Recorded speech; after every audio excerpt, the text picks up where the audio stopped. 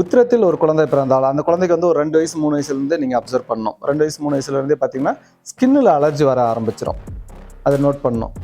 அடுத்து அந்த skin allergy வந்து பார்த்தீங்கன்னா தொடர்ந்து ஒரு சிலருக்கு வந்து 23 25 வயசு கூட வரைக்கும் கூட வந்துட்டுருக்கு. அப்போது ஃபஸ்ட்டு ஸ்டார்டிங்கில் ஸ்கின் அலர்ஜி வரும். 2வது 9th 10th படிக்கும்போது நரம்பு சார்ந்த இஷ்யூன்னு பேர், நரம்பு வீக்கு, தலைவலின்னு சொல்லி செக் பண்ணி கண்ணுக்கு கண்ணாடி போடுறது. ஒரு 30 35 வயசில் பார்த்தீங்கன்னா காலில் நரம்பு சுருட்டிட்டு வர்றது, ஆணாக இருந்தாலும் பெண்ணாக இருந்தாலும். இவர்களை படிப்பு வந்து ஸ்கூல்னு பார்க்கும்போது ஒரு 3 வருஷத்துக்கு ஒரு டைம் ஸ்கூல் மாற்றிட்டே இருக்கணும். ஏன்னா இவர்களுக்கெல்லாம் படிப்பு தடைப்படும். நீங்கள்லாம் செக் பண்ணி பாருங்கள், யார் யாரெல்லாம் உத்திர நட்சத்திரத்தில் பிறந்திருக்காங்களோ அவர்களுக்கெல்லாம் படிப்பு தடை அப்படின் போது, அப்போ என்ன சார் படிப்பு உங்களுக்கு உத்திர நட்சத்திரம் அப்படின்னும் போது இவர்கள் தேர்ந்தெடுக்க வேண்டியது ஆடிட்டிங், அக்கௌண்ட்ஸ் ஆடிட்டிங் சொல்லுவாங்க, ஆடிட்டிங். அடுத்து பார்த்தீங்கன்னா லாயர்.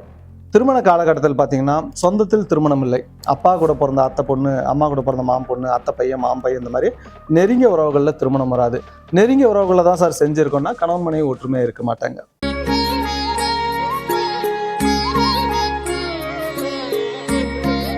ஓம் திருவாக்கும் செய்கருமும் கைகூட்டும் செஞ்சொல் பெருவாக்கும் பீடும் பெருக்கும் உருவாக்கும் ஆதலால் வானோரும் ஆணை முகத்தானை காதலால் கூப்போர் தம் கை. ஓம் சிவசிவ என்கிலர் தீவினையாளர், சிவசிவ என்றிட தீவினை மாலும், சிவசிவ என்றிட தேவர் மாவார், சிவசிவ என்ன சிவகதிதானே. ஆலய தீபம் சேனல் வழியாக உங்களை சந்திப்பதில் மகிழ்ச்சி அடைகிறேன். நான் தருமபுரி பாலாஜி ஜோதிடர்.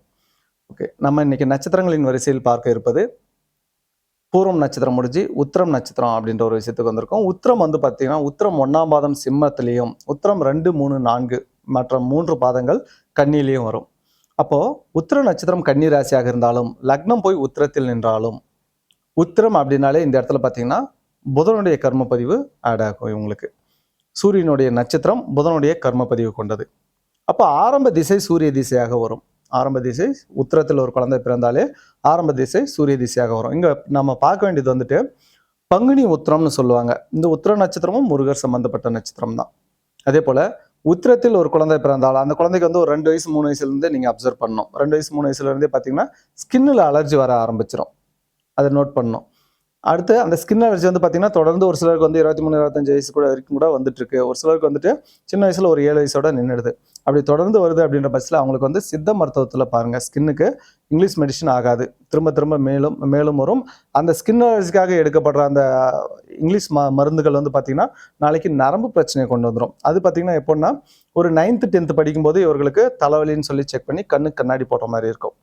அப்போது ஃபஸ்ட்டு ஸ்டார்டிங்கில் ஸ்கின் அலர்ஜி வரும். 2வது 9th 10th படிக்கும்போது நரம்பு சார்ந்த இஷ்யூன்னு பேர், நரம்பு வீக்கு, தலைவலின்னு சொல்லி செக் பண்ணி கண்ணுக்கு கண்ணாடி போடுறது.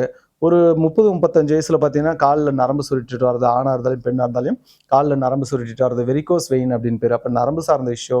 நார்மலாகவே இவர்களுக்கு வந்து நரம்பு மண்டலம் வீக்கு, நரம்பு மண்டலம் வந்து அவ்வளோ ஸ்ட்ராங்காக இருக்காது. ஸோ அவர்கள் சித்த மருத்துவத்தை மட்டும்தான் பார்க்கணும், இங்கிலீஷ் மெடிசன் ஆகாது. ஒருவேளை இங்கிலீஷ் மெடிசனை பார்த்து அன்னன்னைக்கு வந்து நான் க்யூர் பண்ணிக்கிறேன் அப்படின்னு சாப்பிட்டுட்டே வந்தீங்கன்னா ஒரு காலகட்டத்தில் அது வந்து மொத்த நரம்பு மண்டலத்தையும் முடக்கி போடும். அந்த குடும்பத்தில் வந்துட்டு நரம்பு மண்டலம் பாதிக்கப்பட்டவர்கள் நிறைய பேர் இருப்பாங்க, ஆல்ரெடி இருப்பாங்க.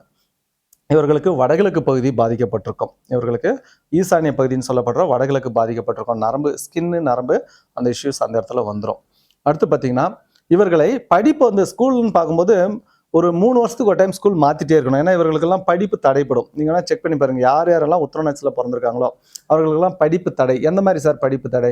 10th 12th டிப்ளமோ பாலிடெக்னிக்னு போவாங்க. டிப்ளமோ பாலிடெக்னிக்னா படிப்பு தடை.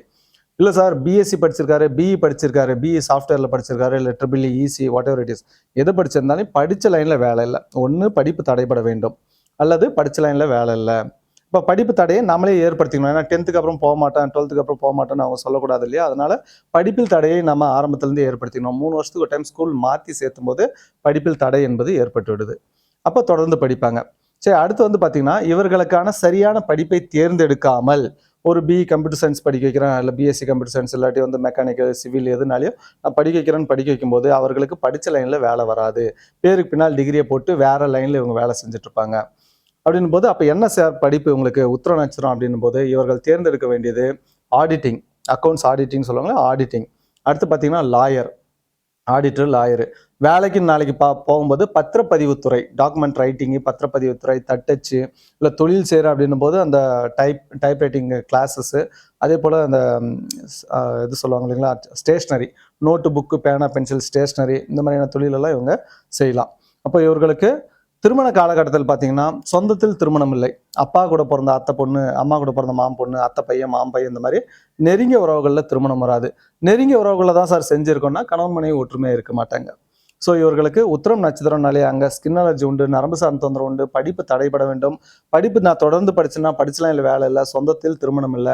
படிப்பை தேர்ந்தெடுக்கும்போது இவங்க ஆடிட்டிங் லைன்லயும், அதேபோல அக்கவுண்ட்ஸ் ஆடிட்டிங், பேங்கிங் லைன்ல, ஃபைனான்ஸ் லைன்ல, அதேபோல உத்திரம் நட்சத்திரம் அப்படின்னாலே வந்துட்டு ஆடிட்டிங், ஃபைனான்ஸ், அக்கவுண்ட்ஸ், லாயர் இந்த மாதிரியான லைன்ல இவங்க தேர்ந்தெடுத்து படிக்கும்போது இவர்களுக்கு அந்த லைன்ல இவங்க வேலைக்கு போயிடுறாங்க. அப்படி இல்லைன்னும் போது வேற எந்த டிகிரி படிச்சாலும் மேலும் நான் அந்த கர்மாவை கழிக்கணும் அப்படின்னு நீங்க நினைச்சீங்கன்னா பத்திரப்பதிவு துறையில வேலை செய்யறது நல்லா இருக்கும். அதே போல அச்சு மற்றும் எழுத்துத்துறை அப்படின்னு உண்டு. இந்த நேம் எல்லாம் சேஞ்ச் பண்றாங்க இல்லைங்களா கெசட்ல, ஸோ கெசட் ஆஃபீஸ் அந்த மாதிரியான இடங்கள்ல இவங்க வேலை செய்யும்போது இவர்களுடைய கர்மா குறையுது. அதே போல மாமன் வகை உதவிகள் இவங்களுக்கு வர்றதில்ல. ஸோ குழந்தை பிறக்கும் போது இந்த உத்திர நட்சத்திரத்தில் பிறக்கிறவங்களுக்கு நீங்க பாத்தீங்கன்னா கொடி சுத்திட்டு பிறந்துச்சு அப்படின்னு நிறைய பேர் சொல்லுவாங்க. ஏன்னா அப்ப அந்த கொடி சுத்திட்டு பிறந்தாலே என்ன விஷயம்னு வந்து கேட்கும்போது அங்க தாய் மாமனுக்கு ஆகாது. தாய் மாமன் வந்து முதல்ல குழந்தைய வந்து நேரடியா பார்க்கக்கூடாது, கண்ணாடியில பார்க்கணும், வெள்ளியில ஏதாவது நகை செஞ்சு போட்டு கண்ணாடி வழியா குழந்தைய பார்க்கணும். தாய் மாமனும் குழந்தையும் அடிக்கடி டிராவல் பண்ணக்கூடாது, குழந்தைக்கு 12 வயசு ஆகிற வரைக்கும் அப்படி எல்லாம் சொல்லியிருப்பாங்க. நிறைய உத்திர நட்சத்திரம் நான் பார்த்திருக்கேன். உத்திர நட்சத்திரம் ஒரு குழந்தை பிறந்ததுக்கு அப்புறம் தாய் மாமனுக்கு வந்து விபத்து கண்டங்களை கொடுக்கறத நான் பார்த்திருக்கேன். அந்த 12 வயசு குழந்தைக்கு 12 வயசு ஆகிற வரைக்கும். ஸோ குழந்தையும் தாய் மாமனும் அதிகமாக டிராவல் பண்ண வேண்டாம். ஃபியூச்சர்ல வந்து சொந்த மாமனுடைய பொண்ணு, அத்தையுடைய பொண்ணு இந்த மாதிரி நெருங்கிய உறவுகள்ல திருமணம் கிடையாது. ஸோ உத்திர நட்சத்திரத்தில் பிறந்தவங்க ஜெயிக்கணும் போது சரியான படிப்பை தேர்ந்தெடுக்கணும். உடல் ஆரோக்கியத்துல ஸ்கின் அண்ட் நரம்புல ரொம்ப கான்சன்ட்ரேட் பண்ணணும். அதே போல திருமணம் செய்யும்போது சொந்தத்துல திருமணம் செய்யக்கூடாது, அசல்ல திருமணம் செய்யணும். இதை மட்டும் ஃபாலோ பண்ணாலே போதும். உத்திர நட்சத்திரம் கன்னிராசிக்காரங்க நல்லா ஜெயிப்பாங்க. இதுல லக்னம் கன்னியாக இருந்து, அதாவது உத்திரத்துல போய் லக்னம் கன்னியாக இருந்து ஒரு குழந்தை பிறக்குது அப்படின்னும் போது அவர்களுக்கு பார்த்தீங்கன்னா 5ஆம் இடம் குலதெய்வ ஸ்தானமாக வரும். அப்போ குலதெய்வத்தை இவங்க மாற்றி கும்பிடுவாங்க, குலதெய்வமே தெரியாம இருப்பாங்க. அப்போ நிச்சயமா இவங்க வந்து குலதெய்வம், இவர்களுக்கு பெண் தெய்வம் குலதெய்வம். கன்னி லக்னமா இருந்தால் பெண் தெய்வம் குலதெய்வம், பட்டை போடுற தெய்வம் குலதெய்வம், அது பார்த்து வழிபடுங்க. அதுல வந்து சாமுண்டீஸ்வரி, அங்காள பரமேஸ்வரின்னுவாங்க, அதெல்லாம் கிடையாது. மனிதர்களோட பேரா இருக்கும் குலதெய்வம். வேடியம்மா, கன்னியம்மா, பச்சையம்மா, சாக்கியம்மா, செல்லியம்மா அந்த மாதிரி எல்லாம் சொல்லுவாங்க. ஸோ குலதெய்வம் வந்துட்டு பெண் தெய்வம், பட்டை போடும் தெய்வம் குலதெய்வம். ரெண்டாவது, இவர்களுக்கு திருமணத்தின் காலகட்டத்தில் திருமண வயதுல இருந்து ஒரு திருமணமானதுல இருந்து 15 வருஷ காலகட்டத்தில் வந்துட்டு புதன் திசையோ குரு திசையோ வரக்கூடாது. அதையும் பார்த்துக்கோங்க. புதன் திசை குரு திசை வருது அப்படின்னும் போது திருமண உறவுல வந்து விரிசல் ஏற்படும். அந்த காலகட்டத்தில் என்ன செய்யணுன்றது இப்போ பார்த்துக்கோங்க. மகிழ்ச்சியான வாழ்க்கை வாழ அனைவருக்கும் வாழ்த்துக்கள். நன்றி. வாழ்க வளமுடன்.